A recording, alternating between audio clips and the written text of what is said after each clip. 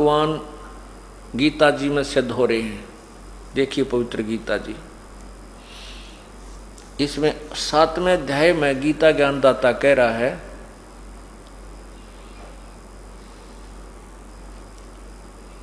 नीचे आइए 24वें श्लोक में कहते हैं, बुद्धिहीन पुरुष मेरे अनुत्तम, अनुत्तम माने घटिया अविनाशी परम भाव को नहीं जानते, अव्यक्त मन इंद्रियों से परे मुझ सच्चिदानंद घन परमात्मा को, ये माम माने मुझ को व्यक्ति भाव में प्राप्त हुआ मानते हैं। अव्यक्तम माम अव्यक्तम, मुझ अव्यक्त को, मैं किसी के सामने नहीं आता। अव्यक्त का अर्थ होता है मैं किसी के सामने प्रकट नहीं होता, गुप्त रहता हूँ। मुझे व्यक्ति भाव में आया हुआ मानते हैं। ये मूर्ख लोग मुझे कृष्ण मान रहे हैं, मैं कृष्ण नहीं हूँ। स्पष्ट क्या है, मैं अव्यक्त रहता हूँ। अव्यक्त का अर्थ क्या होता है, जैसे सूर्य बादलों के पीछे हो, बादल छाए हों तो उसमें सूर्य हमें दिखाई नहीं देता, लेकिन बादलों के पार विद्यमान है। वो अव्यक्त है, वो प्रगट नहीं है, वो व्यक्त नहीं है, वो हमारे सामने दृश्यमान नहीं है। अदृश्य को अव्यक्त कहते हैं। तो ये कहते हैं कि यो काल कहता है कि मैं भी अव्यक्त हूँ, और मुझ अव्यक्त को ये व्यक्ति मान आया हुआ मानेंगे। ये कृष्ण सोच रहे होंगे मैं कृष्ण नहीं हूँ, क्योंकि वो तो बोल कृष्ण में रहा था। अब 8वें अध्याय के अंदर अभी जो आपको बता रहे 18वें श्लोक में यही प्रमाण दे रहे हैं कि इसमें गीता जी के 8वें अध्याय के 18वें श्लोक में लिखा है कि उस परब्रह्म अव्यक्त से क्या जब दिन समाप्त होता है तो सभी उसकी रात्रि रूप में सब प्राणियों का विनाश हो जाता है, और जब वो परब्रह्म की एक रात समाप्त होती है और दिन शुरू होता है 1000 युग का, तब यह सृष्टि काल की फिर रची जाती है। उस अव्यक्त, अब देखना बिल्कुल 2 मिनट में समझ में आ जाएगा जो मैं क्या समझाना चाहता हूं आप जी को। 8वां अध्याय 18वें पाओ, इधर यहां संपूर्ण चराचर भूतगण व्यक्त है।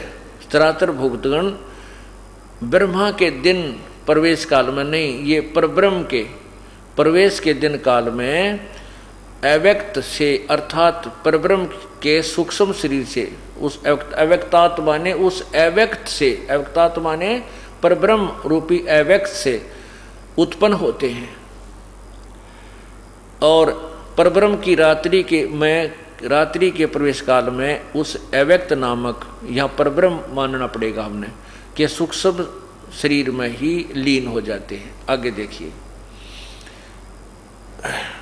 हे पार्थ 19वां श्लोक, वही यह भूत समुदाय उत्पन्न होकर संस्कारवर्त के वश, प्रकृति के वश हुआ, रात्रि के प्रवेश काल में लीन होता है और दिन के प्रवेश काल में उत्पन्न हो जाता है।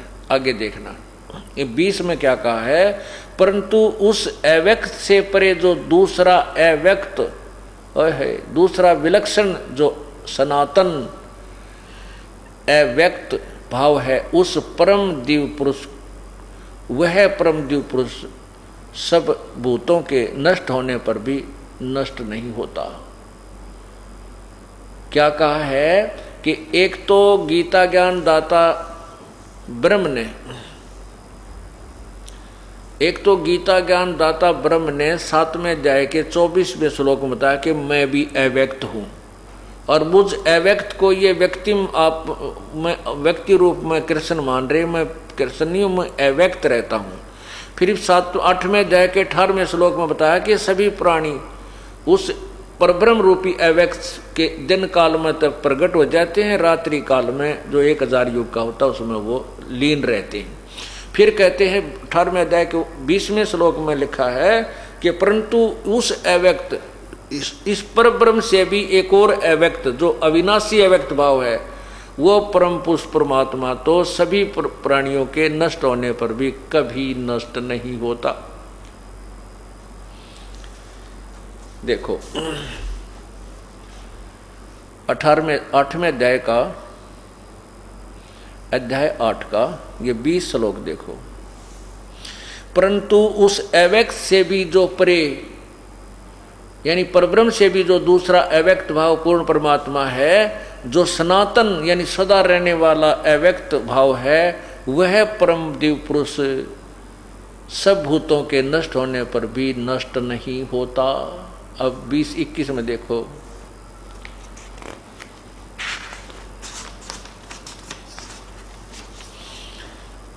अव्यक्त अक्षर, वो जो तीसरे नंबर का अव्यक्त है, परम अक्षर ब्रह्म है, वह अव्यक्त अक्षर इस नाम से कहा गया।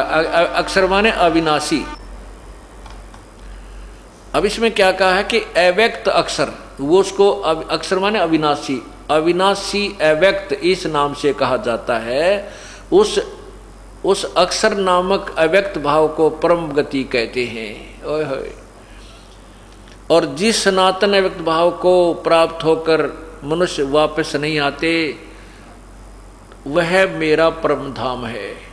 अब ये नीचे देखिए। हे परमात्मा, हे पार्थ, जिस परमात्मा के अंतर्गत, ओए होए, गीता ज्ञान दाता कहता है किसी और पूर्ण परमात्मा के विषय में, हे पार्थ, जिस परमात्मा के अंतर्गत सर्वभूत यानी प्राणी हैं, जिस सच्चिदानंद घन परमात्मा से यह संसार, यह समस्त जग परिपूर्ण है, वह सनातन अव्यक्त परम पुरुष तो अनन्य भक्ति से प्राप्त करने योग्य है। अब देखना, इसमें आपने 8वें अध्याय के 21वें श्लोक में एक शब्द पढ़ा है कि वो मेरा परम धाम है।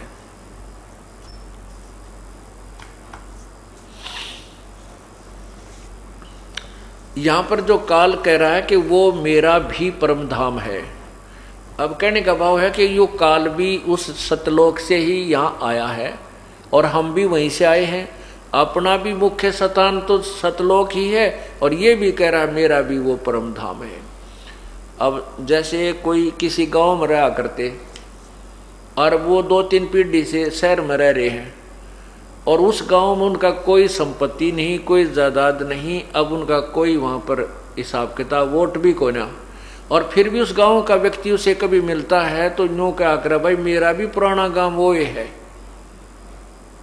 तो काल ब्रह्म इस दृष्टिकोण से कह रहा है कि वो परम, मेरा भी परम धाम है, लेकिन उसके बारे में बताता है कि हे पार्थ, जिस परमात्मा के अंतर्गत संपूर्ण प्राणी आते हैं, यानी वो पूर्ण वासुदेव है, सबके ऊपर जो मालिक है, सबका सब पर व्यापक है, और जिस सच्चिदानंद घन परमात्मा से समस्त जगत व्यापक है, यानी जिसने सारी सृष्टि को संभाल रखा है, परिपूर्ण है, वह सनातन अव्यक्त परम पुरुष यानी परमात्मा तो अनन्य भक्ति से प्राप्त होने योग्य है। यानी किसी और देवी देवता ब्रह्म परब्रह्म की को इष्ट रूप में पूजा नहीं करने से वो परमात्मा प्राप्त होता है। यानी अनन्य भक्ति इसका कहते हैं कि किसी और में ध्यान नहीं, ना किसी में आस्था रहे, ना किसी को इष्ट रूप में पूजे। जो पति भरता पति से राती, आन पुरुष नहीं भावे, बस पी हर्म सुरत प्रियतम, जनो कोई ध्यान लगावे। अब जैसे पति भरता लड़की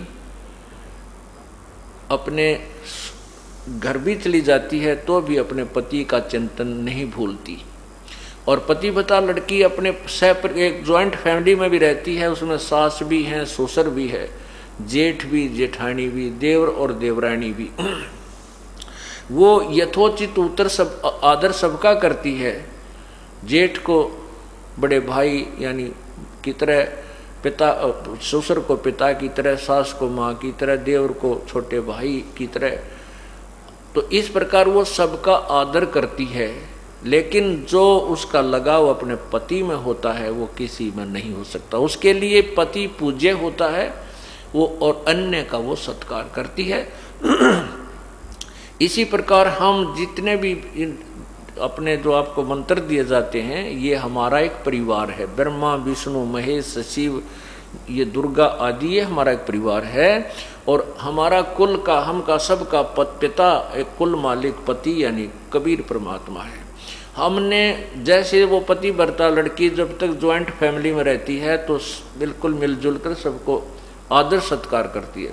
जब वो भिन्न भिन्न होते हैं, न्यारे होते हैं, तो वो फिर अपने पति के साथ चली जाती है।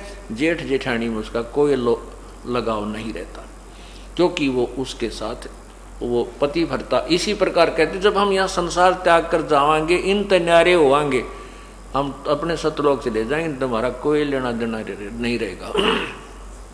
लेकिन इनसे हमारा कोई बिगाड़ भी नहीं है। अब अलग हो गए तो जेठ और देवरात हैं, कोई उसका मनमुटाव नहीं है, लेकिन पति के समय वो किसी को नहीं मान सकती। इसी प्रकार हमने अपने, इसलिए उसको अनन्य मन कहते हैं। किसी और में श्रद्धा ना हो उसको पतिव्रता स्त्री कहते हैं। इसी प्रकार किसी अन्य देव में हमारी आस्था ना बने तो हम पतिव्रता पद पर रहेंगे और तभी परमात्मा को हम पसंद होंगे। और जब हम इस तरीके से उस कबीर परमात्मा को पूजेंगे, किसी देव में आस्था नहीं रखेंगे, तब हम पतिव्रता पद पर आ जाएंगे। उसके बारे में बताया है, पतिव्रता जमी पर जो जो धर है पाँव, समर्थ झाड़ू देत है, ना कांटा लग जावे।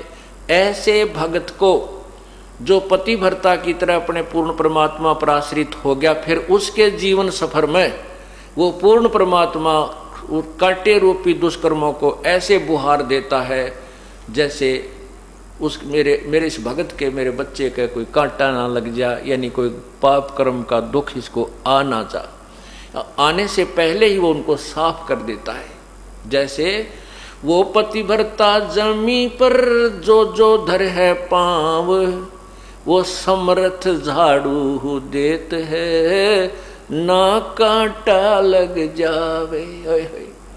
कहते हो समर्थ कबीर परमात्मा सर्वशक्तिमान प्रभु अपने बच्चे के उस जीवन सफर के आगे आगे पाप कर्मों को दूर दूर करता चलता है। मेरे बच्चे के कांटा ना लग जाए, यानी कोई कष्ट ना आ जाए। इसलिए लिखा कि वो पूर्ण परमात्मा तो अनन्य मन से प्राप्त करने योग्य होता है। अब ये तत्व ज्ञान है, गीता जी का ज्ञान है। अभी तक हमने गीता जी के बारे में 2 बात बताया करते। अर्जुन तेरा क्या जाता है, तू क्या लेकर आया था, तू है शरीर तेरा है नहीं, संपत्ति तेरी, तू क्यों मोह में फंस गया। वाह वाह, गीता का ज्ञान सुना दिया। गीता जी का ज्ञान तो ये है जो आपके समक्ष आ रहा है। उसको गीता जी का सार कहा करते, 4 लाइनों को। गीता जी का सार समझने में तो जोटा लगेगा पूरा, यानी पूरा समय लगेगा, और ये समझवाने के बाद फिर आपको सब ज्ञान फीका लगेगा। इसको तत्व ज्ञान कहते हैं।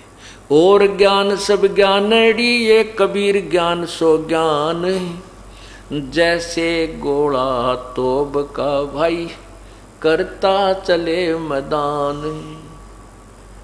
अब ये तोब का गोला है कबीर परमात्मा का तत्व ज्ञान। अब देखना ये पूरे विश्व में छावेगा, और एक बार फिर देख लेना इस कलयुग के अंदर सतयुग जैसा एक माहौल बन जाएगा। क्योंकि हम जो धन इकट्ठा करना चाहते हैं, सेठ बनना, साहूकार बनना चाहते हैं, दूसरे न लूट कर, रिश्वत करके, 2 के 20 बना कर, डाके मार कर, कभी नहीं बन सकते। दूना पाप कमाते हैं, और जो किस्मत में लिखा उससे ज़्यादा प्राप्त नहीं कर सकते। यदि मान लीजिए आपने किसी ने चोरी चप्पा करके 2 के 20 बना कर 2-4 लाख इकट्ठे भी कर लिए, 1-2 लाख रुपया कमा लिया, कोई बालक बीमार हो जाएगा बच्चा, वो 4 लाख लग जाएंगे, और वो बच्चा भी मर जाए, आगे बराबर है। अब ये कबीर परमात्मा आपको वो धन देगा जो आपकी किस्मत में भी नहीं है। आपके ऊपर आपका कोई भयंकर बीमारी है, लाखों रुपये लगने हैं, परमात्मा आपको वैसे ही ठीक कर देगा। आपको वो बच गए पैसे, और वो पाप कमा के तब पाप तो कमा सकते थे लेकिन पैसा नहीं कमा सकते थे। अब मैं आपको उस परमात्मा कैसे कृपा करता है 1-2 भगत का उदाहरण देता हूं। अब देखिएगा, ये एक भक्त है धर्मचंद शर्मा। 718 शक्ति नगर बठिंडा पंजाब से आए हुए हैं वो धर्मचंद जी। वो कहाँ एक बार कृपा खड़े होकर के अपने भक्त भाइयों को दर्शन दे। वो सामने खड़े हुए, वो सामने हाथ जोड़े खड़े हैं। ये धर्मचंद जी शर्मा हैं, बठिंडा से आए हैं। इन्होंने पहले 30 वर्ष से एक पंथ से नाम ले रखा था जो 5 नाम देते हैं, निरंकार, ओंकार, ज्योति निरंजन, सतनाम, सोहम। ये 5 नाम वाले ग्रुप थे, ये नाम ले रखा था। उसके बाद इन्होंने हमारे ज्ञान का पता लगा, ये बरवाड़ा आश्रम में आए। अब 4-5 वर्षों से हमारे साथ जुड़े हुए हैं। ये अपने साथ परमात्मा का एक करिश्मा जो बीता है वो लिख रहे हैं। मैं आपको पढ़ के सुनाता हूँ। ये भक्त आपके समक्ष खड़ा है, बैठ जाइए जी।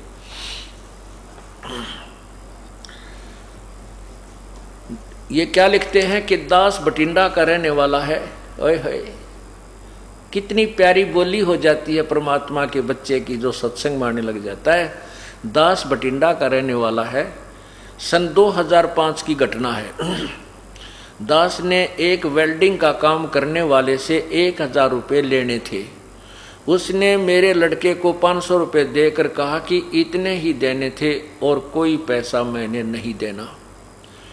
दास पुलिस महकमे से रिटायर्ड है।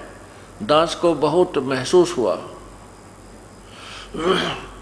दास पुलिस के थाने में गया और एसएचओ को सारी बात बताई। तो उसने कहा कि आप बैठो, मैं अभी उसे बुलाता हूँ और आपके रुपए मिल जाएंगे। वह आदमी थाने में आ गया और थानेदार को एक और ले गया। जब थानेदार वापस आया तो उसके तेवर बदले हुए थे। कहने लगा कि अपना लेन देन बाहर जाकर करो, यहाँ झगड़ा करोगे तो दोनों को बंद कर दूंगा। दास को दुख हुआ, परंतु कबीर वाणी का श्लोक याद आया। कबीरा आप ठगाइए और न ठगिए कोई, आप ठगाएं सुख होता है और ठगे दुख होए। देख कितनी शांति दे दी परमात्मा की वाणी ने ऐसे दुख के समय। अच्छा, 1 महीने के बाद दास बैंक में गया। ओए होए, अब देखना कमाल कुदरत का। 1 महीने के बाद दास बैंक गया तो उनका प्रिंटर खराब था। क्लर्क ने कहा मैं हाथ से बैलेंस लिख देता हूं। 1 फरवरी 2005 को मेरा बैलेंस 8,752 रुपये 63 पैसे था। ये देखिएगा, ये है स्टेट बैंक ऑफ पटियाला। ये इन्होंने एक प्रमाण भी साथ दिया है।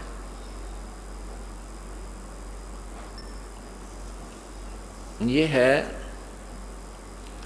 स्टेट बैंक ऑफ पटियाला चालू खाता। अब इसमें क्या दिखाया है ये देखिएगा। ये है, नीचे देखना,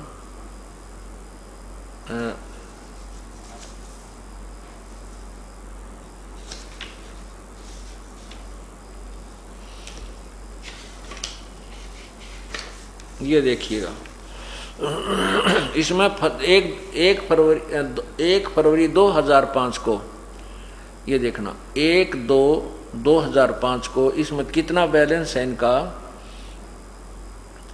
ये है 8,752 रुपये 63 पैसे। और फिर उसी दिन हाथ से लिखता है, नीचे देखना, ये 1/2/2005 को टोटल उसने लिखा है 24,752 रुपये 63 पैसे। 16,000 रुपये बढ़ गए। ये 8752 8,752 रुपये 63 पैसे थे उसी दिन। प्रिंटर खराब हो गया तो उसने हाथ से लिख दिए। अब उसने जब हाथ से लिखा तो टोटल बैलेंस पाया 24,752 रुपये 63 पैसे। अब फिर उन्होंने ये 11,000 एक बार निकलवाए, 9,000 एक बार निकलवाए, ये इस प्रकार जमा खाता चलता आ रहा है। अभी इन्होंने क्या बताया है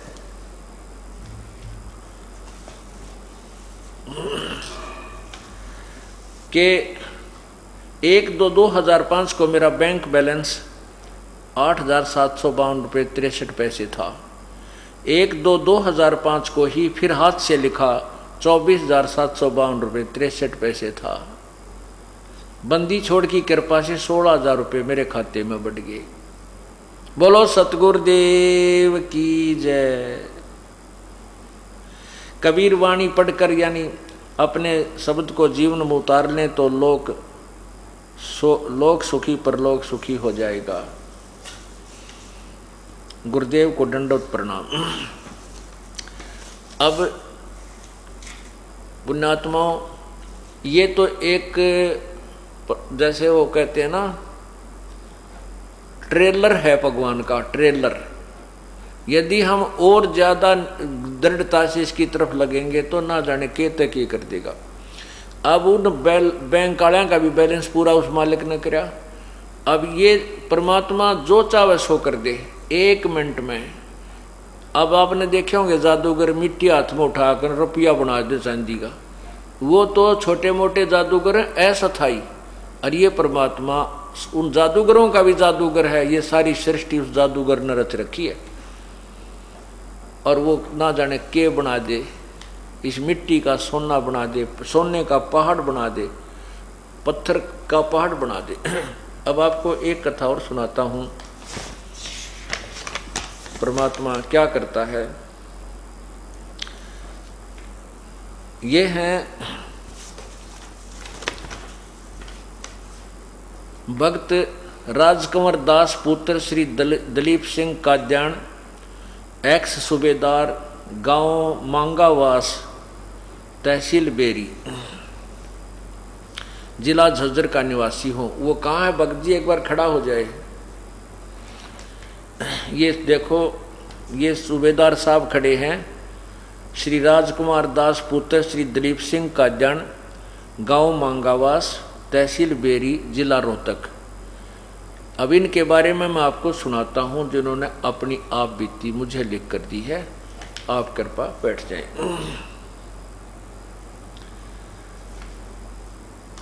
मेरा मोबाइल नंबर इतना है। मेरी पत्नी तथा दोनों बच्चों ने 1998 में सतगुरु रामपाल जी महाराज से नाम दान ले रखा है।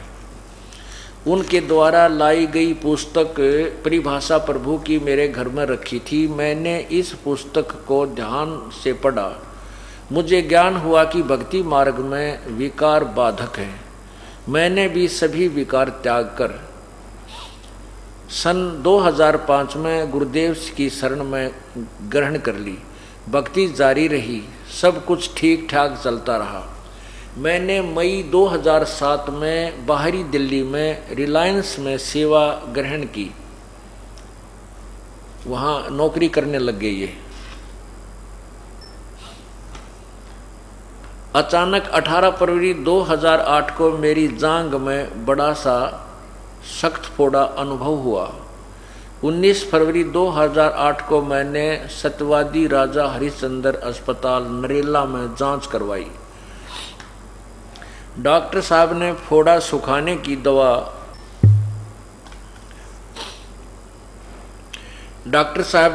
सुखाने की दवाइयां दी। 5 दिन बाद फिर जांच करवाने के लिए कहा, मगर उसी दिन दोपहर 12:30 बजे दर्द बढ़ गया। मुझे सद्गुरुदेव की आवाज़ सुनाई दी कि यदि आप पहले शरण में आ जाते तो ये कष्ट भी नहीं आता। सायंकाल 8:30 बजे मूत्रालय के लिए निकला तो मुझे बेहद दर्द हुआ, चक्कर आ गया, बेहोशी की हालत में पसीना पसीना हो गया। मैं ब्रह्म गायत्री मंत्र यानी प्रथम मंत्र कर रहा था, जो पहला मंत्र दिया जाता है 7 नाम का। मैंने देखा कि काल ने मेरी गर्दन दबा रखी है। उसी समय बंदी छोड़ सदगुरु रामपाल जी महाराज ने मेरे सिर पर हाथ रखा और मुझे राहत महसूस हुई। सद्गुरुदेव ने मुझे सतनाम का जाप करने को कहा। मैंने सतनाम सतनाम की रट लगा दी। फिर सतगुरुदेव ने मुझे कहा कि श्वास वाला सुमन करो, सतनाम सतनाम नहीं, जो 2 मंत्र का है। श्वास, उस श्वास से जो जाप करते हैं उसको सतनाम कहते हैं। जो ही मैंने श्वास का सुमन शुरू किया तो काल लगभग 50 गज की दूरी पर हट गया। सद्गुरुदेव ने मुझे बताया कि इतनी देर में यह काल कर्महीन की तो छाती को तोड़ देता। अय है। मुझे समझाते हुए सद्गुरुदेव कहने लगे कि सत्संग तथा पुस्तकों के माध्यम से कितनी बार बताया है कि कोई आपत्ति आए तो श्वास का सुमन करना है, फिर भी आप गलती कर देते हो। इतना कहकर सद्गुरुदेव अंतर्ध्यान हो गए। ये अभी इस 18 फरवरी की बात है। ये 18 फरवरी 2008 की, 19 फरवरी की। नरेश सन्नोप श्री जयसिंह गांव बिरधाना झज्जर और सुरेंद्र सन्नोप श्री उमराव सिंह गांव करौली रेवाड़ी ने मुझे बेहोशी की हालत में चारपाई पर लिटा दिया। थोड़ी देर बाद जब मुझे होश आया तो मेरा दर्द गायब था। बोलो सतगुरुदेव की जय। मैंने सतगुरुदेव को लाख लाख धन्यवाद किया। थोड़ा सा खाना खाया और सो गया। सुबह 20 फरवरी 2008 को उठा तो फोड़ा फूट चुका था। उसी दिन अस्पताल में डॉक्टर को जाकर दिखाया तो पूरा वृत्तांत बताया। डॉक्टर हैरान थे। उन्होंने वरिष्ठ डॉक्टरों को भी बताया, जांच की तथा बची हुई दवाइयां वापस जमा करके छुट्टी कर दी। यह सब राहत बंदी छोड़ सदगुरु रामपाल जी महाराज की असीम कृपा से संभव है।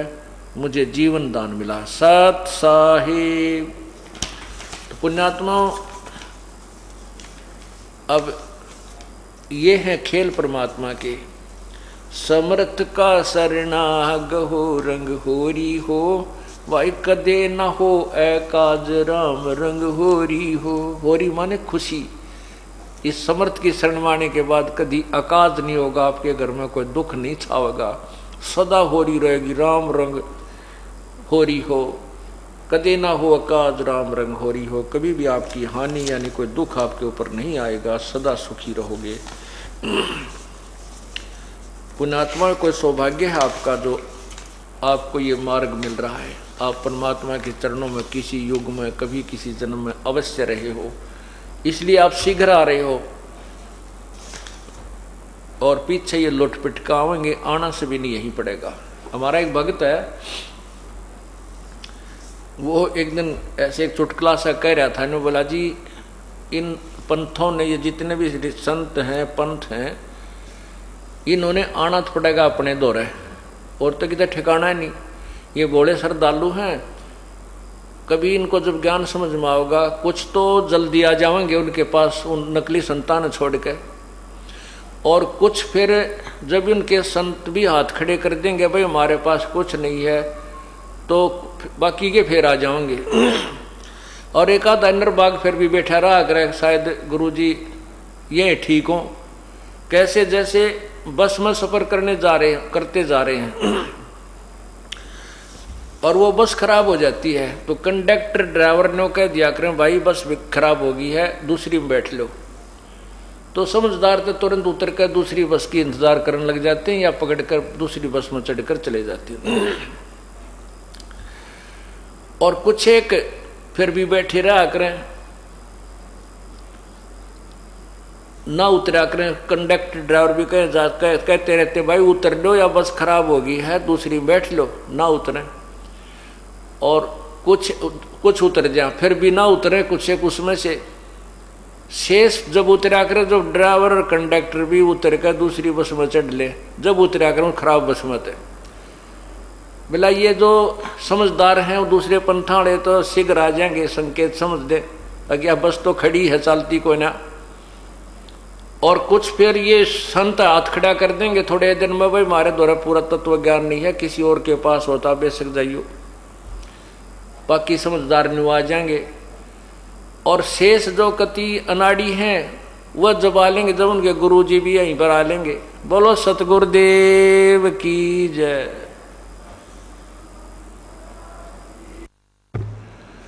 परमपिता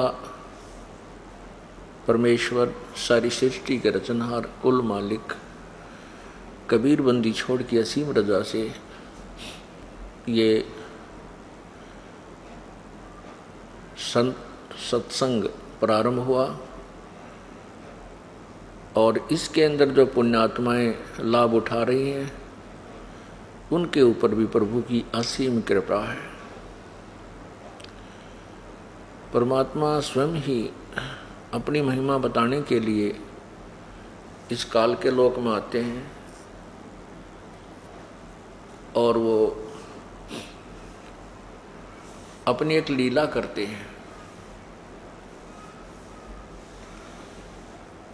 परमात्मा अजन्मा है, कबीर परमेश्वर का कोई जन्म नहीं होता। जब भी वो इस काल के लोक में आते हैं वो सहज शरीर आते हैं और सहज शरीर ही चले जाते हैं।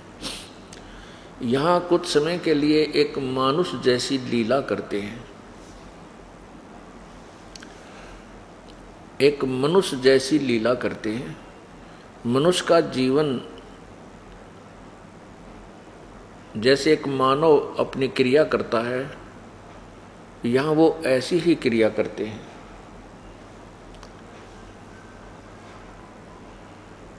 तो उस समय हम उसको केवल एक मनुष्य जान लेते हैं, हम उन्हें भगवान नहीं मानते।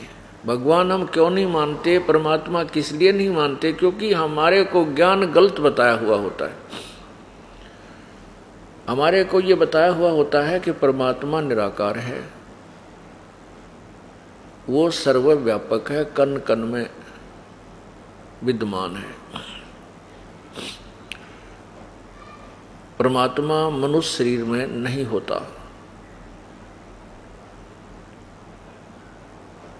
इसलिए हम परमात्मा जब आते हैं तो उसको एक मानव ही मान लेते हैं, दूसरा नाम उसका संत या भक्त रख लेते हैं। संत मनुष्य भी होते हैं और संत की भूमिका में प्रभु भी आ जाते हैं। हम इसलिए नहीं मान पाते परमात्मा, उस परमात्मा आए हुए को, क्योंकि हम ये मानते हैं कि भगवान तो निराकार है। कुछ पंथों के संत ये भी कहते हैं कि जो गुरु रूप है, गुरु आया है, वो तो है भगवान साकार मानो, वो साकार रूप है भगवान का। और सतलोक में परमात्मा निराकार है, सतपुरुष निराकार है। और आत्मा सतलोक में जो चली जाती हैं अपनी साधना भक्ति करके, वो उस परमात्मा में, सतपुरुष में ऐसे समा जाती हैं, अभेद हो जाती हैं, जैसे समुद्र में बूंद गिर जाती है पानी की। ये उनकी थ्योरी है जो यथार्थता से बहुत दूर है, मन घड़ंत है। उन संतों ने भगवान देखा नहीं, ना सतलोक के दर्शन हुए, ना ही उनको कोई थ्योरेटिकल ज्ञान भी ठीक नहीं है उनका।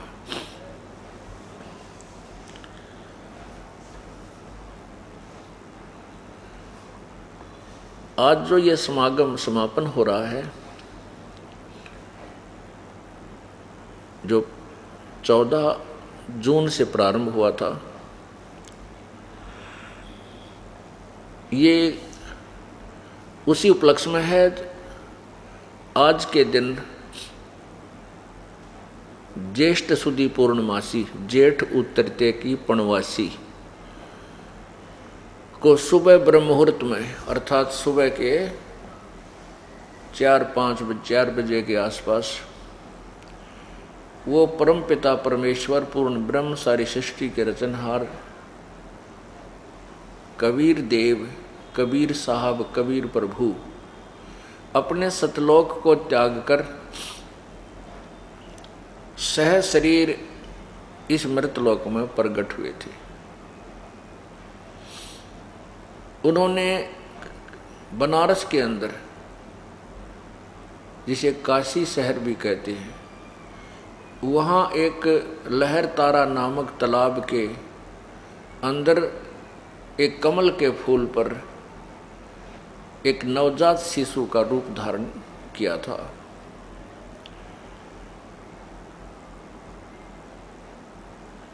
उस उपलक्ष्य में, परमात्मा के यहाँ प्रगट दिवस के उपलक्ष्य में, ये ज्येष्ठ शुद्धि पूर्णमासी का सत्संग की प्रतिवर्ष किया जाता है।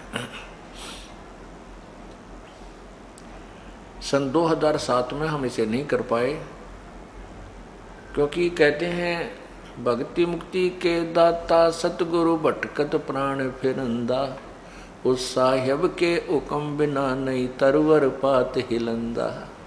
उस परमात्मा के हुक्म बिना तरवर का पत्ता भी नहीं हिल सकता। उसी की रजा से सब हुआ था, उसी की रजा से ये अब देखना क्या होगा। पूरा विश्व परमात्मा को पहचानेगा।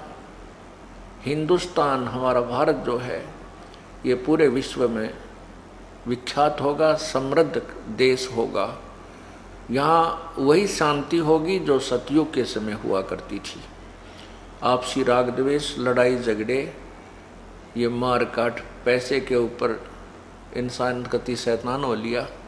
ना बाण भाई का प्यार रहा, ना माता पिता की श्रद्धा, केवल एक पैसा पैसा नजर आता है।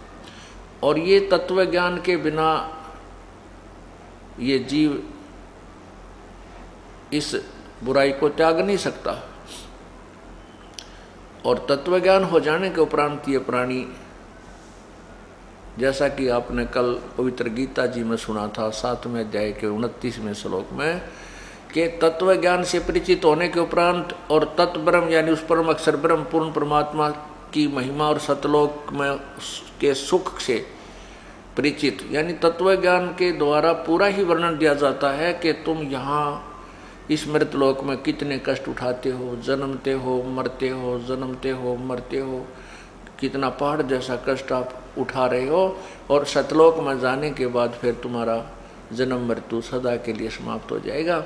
वहाँ फिर हम ऐसे ही रहा करेंगे जैसा यहाँ रह रहे। ये तो डुप्लीकेट माल है, यहाँ का जो जीवन है, यहाँ की पृथ्वी है, यहाँ के जो सुख हैं, ये तो बिल्कुल 3rd क्लास 4th क्लास कह जाओ, वो माल भी नहीं है। उस सतलोक के जो सारा सुख है, सतलोक के अंदर जो आहार है, बाग बगीचे हैं, पहाड़ हैं, सब कुछ झरने बह रहे हैं, वहाँ बिना बादल के फुहार पड़ रही होती हैं। यानी जो सुख हम यहाँ आर्टिफिशियल फुहारे पूरे ला का या वैसे प्राप्त करते हैं, वो वहाँ सदा बना रहता है। वहाँ कभी मृत्यु नहीं होती। सतलोक में जाने के बाद कभी मृत्यु नहीं होती। अब यहाँ हमसे आज कितने बड़े सेठ हैं, चाहे कितनी फैक्ट्री चलने से हम राष्ट्रपति बने हुए हैं, लेकिन मृत्यु होगी। ये सुख रह नहीं सकता, अस्थायी अक्षीण की परिवर्तनशील है। और वहाँ कांस्टेंट है, सदा रहने वाला शाश्वत सुख है। तो जब हमें ये पता चलेगा कि ये जो हम लूटा लुट्टी खसोटी कर रहे हैं या पैसे के ऊपर हम कुछ भी करने को तैयार हो जाते हैं बुरे कर्म को, फिर ये ज्ञान हो जाएगा कि जो हम 2 नंबर से पैसा इकट्ठा करते हैं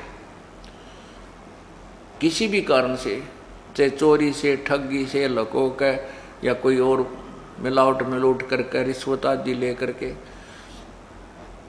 वो पैसा हमारे लिए एक बहुत बड़ा दुखदाई होगा।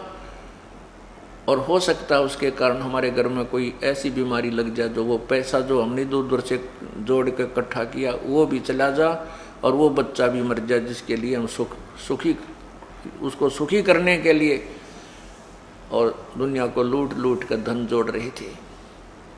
क्योंकि प्रभु का विधान है कि भाग्य के बिना जितना भी आपकी किस्मत में है उससे ज़्यादा नहीं मिलेगा और कम भी नहीं रहेगा। ये तो है एक कॉमन रूल प्रभु का, साधारण सामान्य कानून है। तो ये कानून अटल है। कब तक अटल है? जब तक पूर्ण परमात्मा की शरण नहीं मिलती। तो जब तक पूर्ण परमात्मा की शरण, पूर्ण संत नहीं मिलता, तब तक तो ये फाइनल है कि जितना भी तेरे भाग्य में है उतना ही मिलेगा, ज़्यादा नहीं मिलेगा। यदि आप इधर उधर की करके ज़्यादा बना भी लोगे, आपने 1 लाख 2 लाख रुपये इकट्ठे कर भी लिए, आपके घर में कोई इसी घटना घट जाएगी।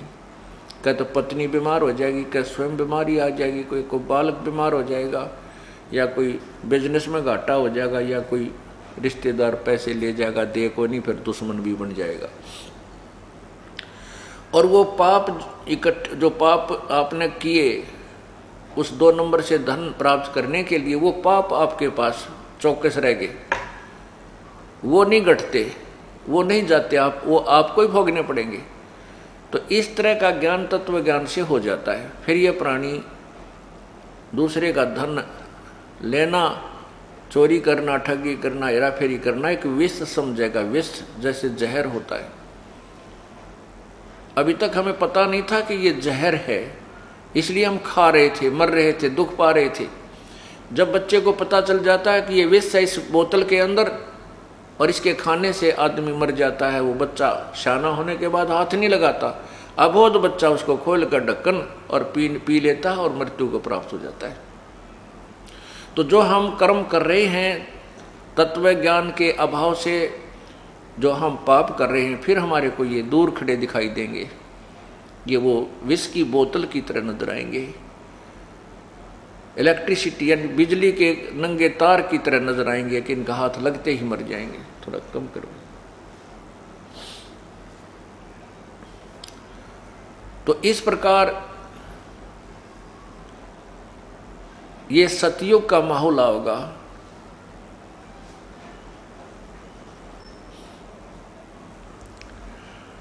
अब आप सत्संग में आते हैं, देख रहे हो, मैं तो विशेषकर देख रहा हूं कि जब से इस दास ने परमात्मा की मजदूरी करनी शुरू की है, उसके बच्चों के लिए उसके तत्व ज्ञान को प्रचार करना शुरू किया है और ये उपदेश देना प्रारंभ किया है, उस दिन से देख रहा हूं कि जो भक्त हमारे परमात्मा कबीर बंदी छोड़ की शरण में आए हैं, उस समय उनकी क्या स्थिति थी। शुरुआत में तो वही आए हैं जो केवल बीमार थे, रोगी थे, किसी का घाटा हो रहा था, क्या में बरकत नहीं थी, पशु मर जावे थे, किसी की फसल खराब हो जाती, किसी का ट्यूबवेल ना लग गया था, किसी की भैंस के थन बिगड़ जाए थे। तो शुरुआत यहाँ से हुई थी, क्योंकि समर्थ की समर्थता का तभी पता चलता है जब हम उसके गुणों को प्राप्त करते हैं। जैसे हम परमात्मा के विषय में सुना करते थे, प्रभु ये कर देता है, प्रभु निर्धन को धनवान बना देता है, परमात्मा रोगी को स्वस्थ कर देता है और परमात्मा अंधे को आंखें दे देता है, प्रभु पिंगल को पहाड़ पर चढ़ा देता है। तो ये हम भगवान के गुण सुना करते, लेकिन होते कहीं नहीं देखे थे। हमने ये मान लिया था कि ये कभी सतयुग में होते होंगे, अब नहीं हो सकते, क्योंकि हमारी बाल बुद्धि थी, मंद बुद्धि के थे हम तत्व ज्ञान नहीं था। अब कारण ये था कि जो परमात्मा के गुण उस समय थे वो आज भी हैं, क्योंकि वो अपरिवर्तनशील है। प्रभु के गुणों में कोई परिवर्तन नहीं होता। वो हमें प्राप्त नहीं हो रहे थे, वो अपनी त्रुटि थी। जैसे बिजली के गुण आप सुनते हो, बिजली पंखा चलाती है, ठंडी ठंडी हवा देती है, कूलर चलाती है, ट्यूबवेल चलाती है, आटा पीस देती है, ऐसे ऐसे गुण, और अंधेरे को उजाले में बदल देती है। ये इलेक्ट्रिसिटी के मेरिट्स हैं, गुण हैं उस बिजली के। और उसके गुण तो हैं, लेकिन वो कैसे होंगे कि अपने पास पंखा भी हो, बल्ब भी हो, और फिर कनेक्शन हो उस पावर हाउस से जिसमें बिजली हो, और फिर देखना कनेक्शन मिलते ही बिजली अपना काम शुरू कर देगी। अब हमारे साथ क्या किया हुआ था इन अनजान संतों ने? उनको तत्व ज्ञान था नहीं, वेदों का ज्ञान भी नहीं था। ऋषि और मैं ऋषियों को वेद पढ़े पर वेद न जान, ये बाचे पुराने 18। जड़ को अंधा पत्ते खोआ, वह भूल गया सिरजनहारा। वेदों को पढ़ते हैं परंतु भेद नहीं जानते थे। वेदों को पढ़ते थे फिर भी वही क्रियाएं करते थे। जैसे आपने कल सुना था कि ये ऋषि लोग ज्यादातर तप करते थे, जबकि घोर तप करते थे, हठ योग करते थे। जबकि वेदों में और पवित्र गीता जी में, पवित्र चारों वेदों में, 100वें वेद में इस हठ योग को मूर्खों का कर्तव्य लिखा है। राक्षस स्वभाव के लोगों का ये शास्त्र विधि विरुद्ध साधना होने से राक्षस स्वभाव के लोग करते हैं। तो ऋषियों को राक्षसों से कम हम कैसे माने? जैसे दुर्वासा जी ने एक बच्चों की जरा सी गलती पर प्रद्युम्न ने दुर्वासा के प्रद्युम्न को एक बच्चे लड़की का स्वांग बना करके श्री कृष्ण के लड़के प्रद्युम्न को दुर्वासा के पास ले गए थे। और ये पूछने लगे मजाक में, बच्चों ने मजाक कर दिया कि इसको लड़का होगा या लड़की। दुर्वासा ने श्राप दे दिया कि तुम्हारा नाश होगा, यादों का नाश होगा। उनके वचन से जो उन ऋषियों ने तप करके जो भी वो भक्ति धन कमाया, उससे उन्होंने राक्षस जैसा कर्म कर दिया। 56 करोड़ या 2 लड़के मर गए। इसी प्रकार चुनक ऋषि ने 72 अक्षौणी सेना, 72 करोड़ सेना मानदाता चक्रवर्ती राजा की अपनी उस भक्ति कमाई थे, जो धन जोड़ा था, वो जो सिद्धि कमाई थी, उसके आधार से उसकी 72 करोड़ सेना को मार डाला। और कपिल मुनि जी, कपिल जी, वो एक बार साधना कर रहे थे बंगाल की खाड़ी में, और राजा सगड़ के 60,000 पुत्र कोई क्रिया अपना धार्मिक अनुष्ठान करते चल रहे थे। उनका घोड़ा खोल कर इंद्र ने और चुनक ऋषि की जांग का बंधवा दिया, टांग के। तो घोड़े की तलाश करते हुए 60,000 सगड़ के पुत्र जब ऋषि कपिल जी के पास आए, तो उन्होंने उस ऋषि के ऐसे शरीर में, काखों के इस कंधों के नीचे कोख में भाले गाड़ दिए। ये सोचा कि ये ऋषि ने हमारा घोड़ा बांध दिया है लाके, और अब इसको ललकारते हैं तो युद्ध करें। अब ऋषि के तप करते करते उसकी पलक, आंखों की जो पलक हैं, इतनी बढ़ गई थी, जमीन पर टिकी हुई थी। ऋषि को दर्द हुआ, जब भाले लगे उसने अपनी पलकों को हाथ से ऐसे उठा, क्रोध में ऐसे करके ऐसे घुमाया, उसमें से अग्निबाण छूटे और 60,000 सगड़ राजा के बेटे वहां मर गए। 60,000 सगड़ के होते कपिल मुनीश्वर खाए। अब बताओ, राक्षस किसी ने क्या करते? जो मांस खाया करते, मांस खाते थे, वो चाहे न्यू मार दो, चाहे तीर से मार दो, चाहे सिद्धि से मार दो, एक जैसी बात है। तो कहने का भाव हमारा ये है, परमात्मा ये समझाना चाहते हैं कि जब तक हमें तत्व ज्ञान नहीं होता, हम ऐसे ही कर्मों में लगे रहते हैं और शास्त्र विरुद्ध साधना करते रहते हैं। तो जब हमें तत्व ज्ञान हो जाता है तो हम केवल वही क्रिया करते हैं जो हमारे को यहाँ से छुटकारा पाने क्यों। और परमात्मा की भक्ति से ही हमें शांति मिलती है, घर में सुख होता है।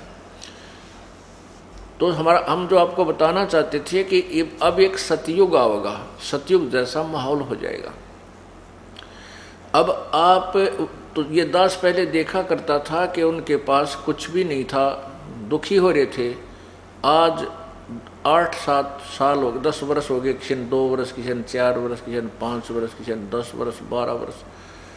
आज परमात्मा ने उनकी वह मौज कर रखी है कि गांव में उंगली टिकती है कि ये घर, इनका पता नहीं कहाँ से धन आता है।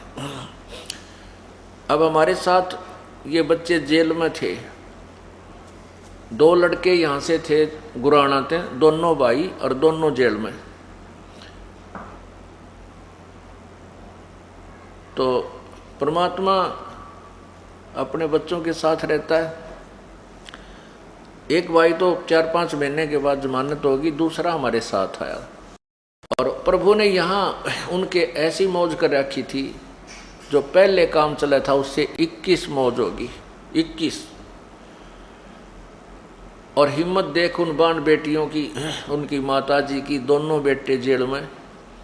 और मुलाकात करने जाती थी, जब न्यों क्या करती कि तुम हार गए हो ना जेल में, तुम उकता गए हो, तो बाहर आ जाओ, हम आ जाएंगे जेल में थारे स्थान पे। एक तो न्यों जाकर रो, है नाश हो गया, है नाश हो गया। एक ये हिम्मत दिया उन बेटियों ने, उनकी माँ ने, अगर तुम हार गए हो ना, काली मान रहे हो, तो तुम बाहर आ जाओ, हम तुम्हारे स्थान पर गुरु जी के साथ आ जाओ, रहेंगे। कहने का भाव यह है कि प्रभु ने नो पेटा पर रखा है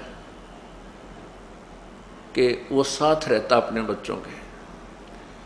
तो लोग गांव वाले कहने लगे, आसपास के लोग ये कहने लगे, भाई इनका धन कितना हुआ इतना, ये मजाक करने लगे, ये कहने लगे कि ये आश्रम में सोना बताओ थे 30 किलो, वो इनका हाथ लग गया 1-2 किलो ये वहां से ले रही। अब उन लोगों की सोच तो इतनी है, इससे आगे वो सोच ही नहीं सकते क्योंकि ज्ञान उन्हें सुना को नहीं। तो ये भक्त कहते हैं बात तो थारी ठीक सा भाई, सोना ताव है आश्रम में थे, पर जिस तरह तुम कह रहे हो ऐसा नहीं आता, वो तरीका और है भगवान का देने का।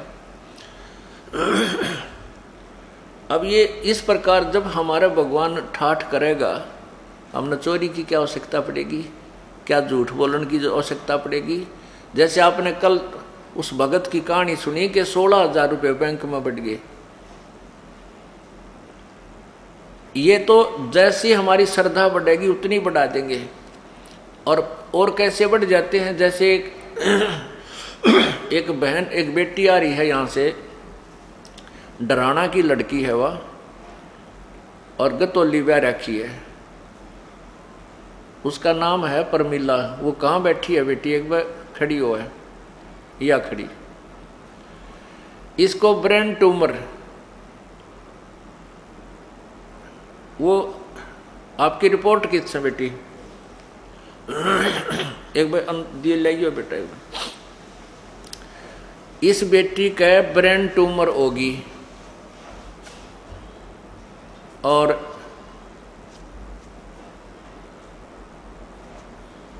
ब्रेन ट्यूमर होगी तो इसकी हाथों की पैरों की हड्डी बढ़ गई 1.5 इंच, ऐसा बूंदी शकल, और मुंह भी और डालका हो रहा है इस बेटी का। और इसने लिखा अपनी आत्मकथा,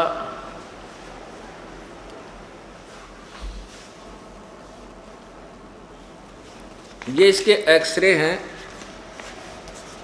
ये ढेर सारे तो एक्सरे तुरवा रखे बेटी ने। ये तो एक्सरे तुरवा रखे हैं ना, सारे सिर के एक्सरे हैं ये देखिए, ये इसके सिर के एक्सरे हैं। इसमें तो नहीं दिखते होंगे, लेकिन इसमें नारे नारे ये एक अंग के ये एक्सरे तुरवा रखे हैं। और इसके बाद ये रिपोर्ट है इसकी,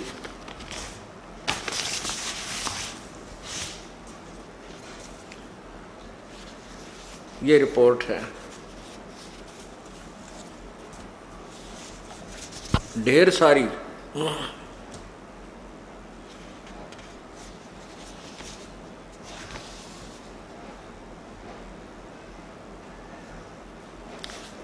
ये डॉक्टर लोग तो इसको समझ सकते हैं, हमारे रापकत के में समझ में को ना, या केस समरी लिख रखी है ना, ये देखो इसको पढ़ लियो, या डॉक्टर की लैंग्वेज महारत समझ में आवे को नहीं। हाँ बस ये देखो, ये है केस समरी।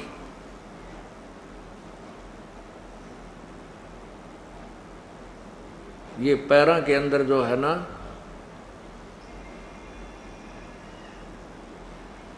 ये पढ़ लेंगे डॉक्टर लोग और बता देंगे भाई सच्चाई है कि झूठ है इसमें, यही न लिख रखी है।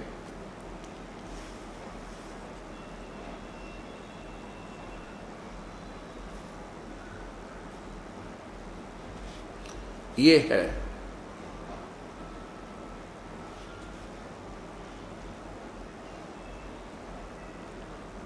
ट्रीटमेंट गिवन, ये लिख रखा है।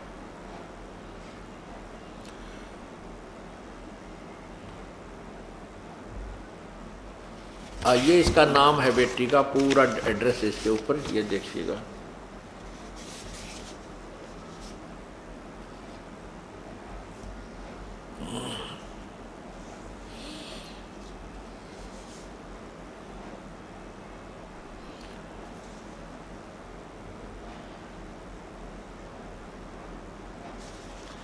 ये तो यहाँ का है, और ये बहुत से ऐसे हैं इसके अंदर, बहुत ज़्यादा, कई कई हॉस्पिटलों में दिखा रहा है किसी बेटी ने।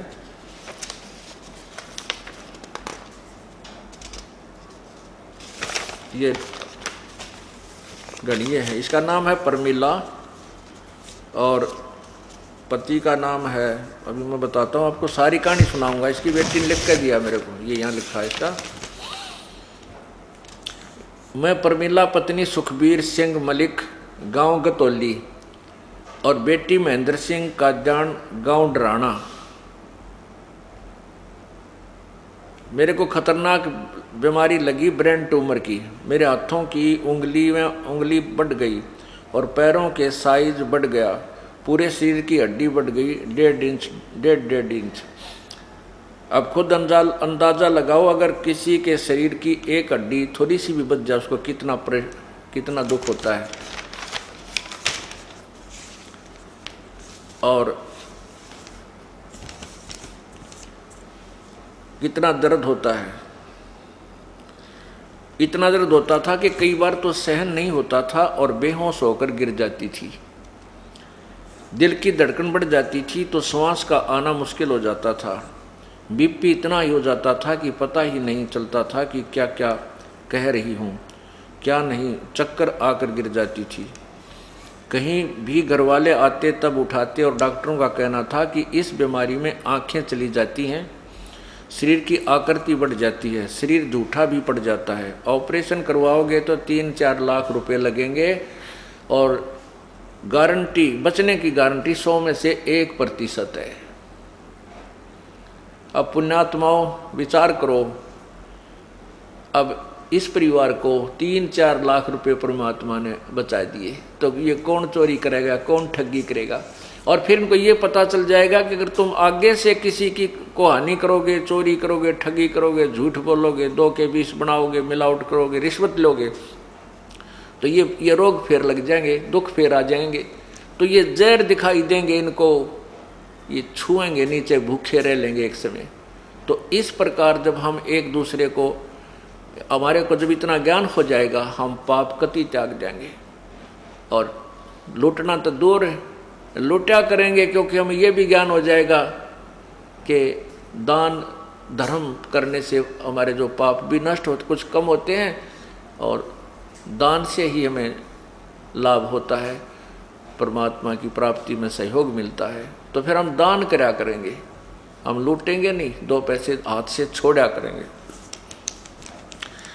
तो 3-4 लाख रुपए लगेगा और बचने की 100 में से 1% भी नहीं कह सकते कि बच जाएगी। ऑपरेशन के दौरान अंधी भी हो सकती है। ओए होए, ऑपरेशन तो करेंगे तो अंधी भी हो सकती है, पागल भी हो सकती है।